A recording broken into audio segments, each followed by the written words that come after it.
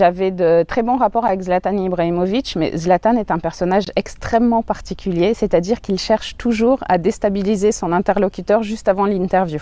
Et un jour, on avait eu plein de problèmes techniques, je suis arrivée en courant derrière lui dans un couloir après un match, c'était quand le PSG fêtait son titre, alors je me souviens plus, c'était la dernière année de Zlatan Ibrahimovic, et j'arrive essoufflée, il venait de battre un record, et je me trompe en anglais, parce qu'évidemment Zlatan ne voulait pas parler français, je me trompe en anglais, j'inverse 2 chiffres en anglais. Et là, il me regarde, il me corrige et il rigole. Et je ne sais pas quelle mouche m'a piqué à ce moment-là, je me suis énervée et je lui ai dit en français, d'accord, si c'est comme ça, eh ben, très bien, on va parler que français puisque vous ne voulez pas faire l'effort. Et je me suis complètement énervée. Et il est parti dans un immense éclat de rire et il comprenait le français, il ne le parlait pas, donc il a continué à me parler en anglais.